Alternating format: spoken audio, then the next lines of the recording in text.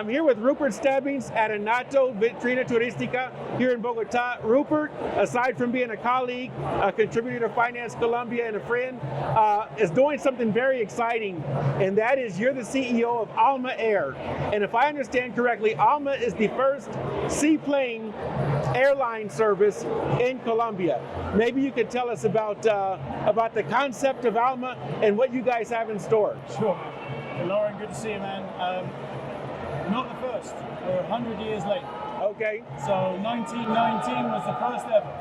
In the Magdalena in Barranquilla is where Avianca actually came from. Right. But before 1950, all these planes are gone. So since then, we've seen no seaplanes anywhere, or amphibious, as they say. So what has Alma looked at? Before the pandemic, we were here under a code name, looking for information, speaking to Air Civil about what are the prospects. Why?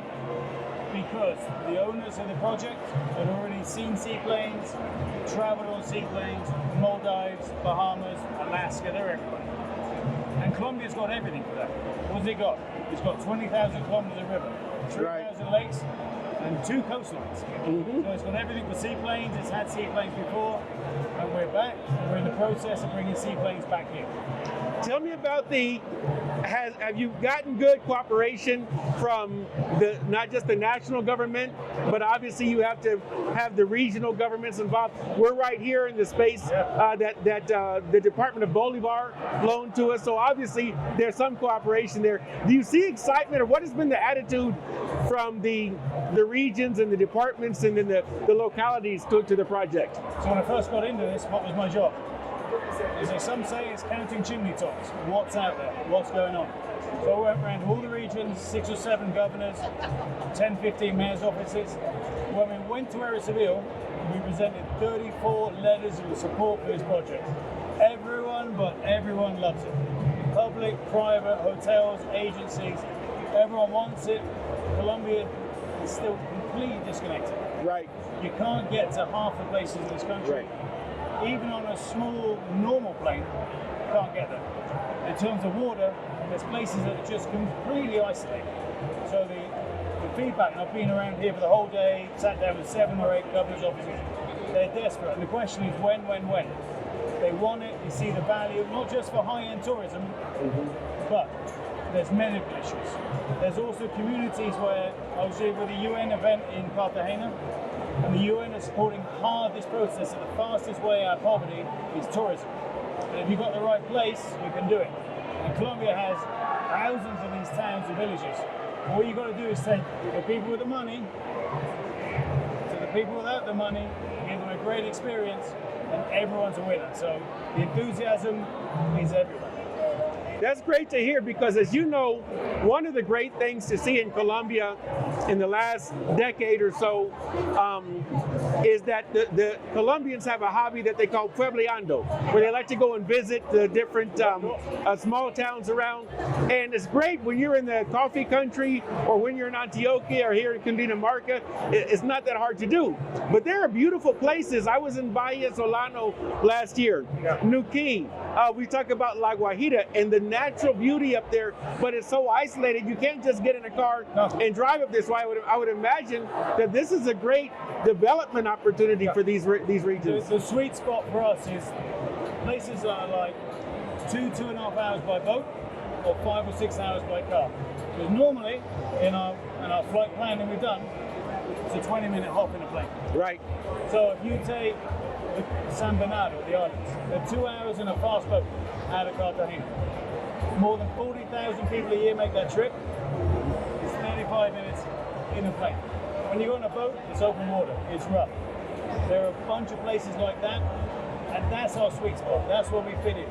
And it's where it's worked around the world. It's in Asia, Indonesia, Vietnam. A lot of people have found routes like this, and that is the sweet spot. That's why it works, and that's why there's demand, because, as you say, there's places like Ayapel. Ayapel is a UN-protected lake, the largest freshwater lake here. You can't get there. It's got no tourism, or it takes so long to get there, especially for foreigners. I've got a 2-week vacation, right? I can't be doing 5 hours in a car. Right. Take me in 20 minutes. I'll pay the extra. And it's high end, but it's also for everybody. Everyone says, well, you know, it's X money. It's X money, but you spend X money on a special event every year. Right. Take your wife away for the weekend, or your partner for a weekend. Take a seaplane, go somewhere different. Go to a community, go to an indigenous setup. There's tons of places, and you're correct. Either too far away, too uncomfortable, or completely disconnected.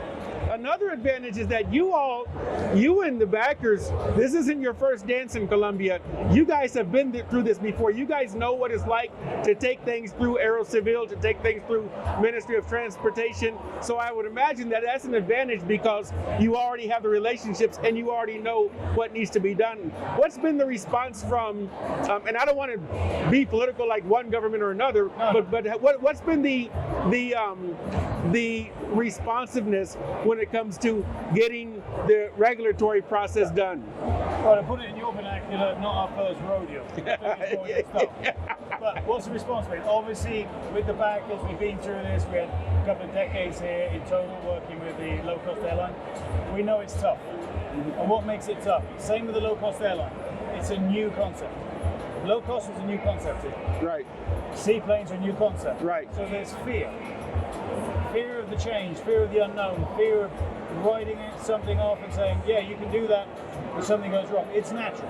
It's an education process. We've got to educate people. It's not a plane landing on the water. It's the cleanest object you can have on the water. It's cleaner than a motorboat. But it's education. No one's seen these planes, so they can't opine on it. They can't say, yeah, I love it. They don't understand. So basically, we're working with the same people. We understand bureaucracy. But that's, when I was in Congress recently in Miami, the whole world has the same problems with regulation and understanding of what a seaplane does and doesn't do. And we're working with it, and the experience helps us to be patient. But we believe in the project 100% or more is possible, and we're going to stick with it. My last question for you is probably the hardest. And I know how people in the airline industry hate this, but because it's almost like a jinx or something. Go on. But and you know what's coming is, when do you project to be taking passengers? Right, so I could give the easy answer is after we get from Aerocivil, I had 5 months on. Okay. That gives me an infinite number. Right. Now we hope to hear back from Aerocivil next month. The second, we had the first feedback, we had to give them more information, we hope to hear back from, we should hear back from by March 17th, and then we'll take it from there. Once we get through first phase with them, a lot of the work is done. It's going to take us to the autumn in the US, so September, October is a guesstimate. Hopefully sooner, but we want to be, the thing is with this kind of project, it's not seasonal. Right. This is year-round travel. It's not a low cost where you got to put 180 people in a plane every single day 10 times. It's more hands-off, and for that, we're not that worried or that stressed. Great. Well, I know that you've got a quality group of people. Alma Air, you already have a website up and operating, right? Yep, flyalma.com. Flyalma.com. Okay, great. Want to get that in there? You know that I'm going to be watching you guys like a hawk. Looking forward to seeing this. Super excited for you guys. You already know that, and keep us abreast of any good news, any news. Okay. Great, thanks. Okay. Thank you very much. Okay.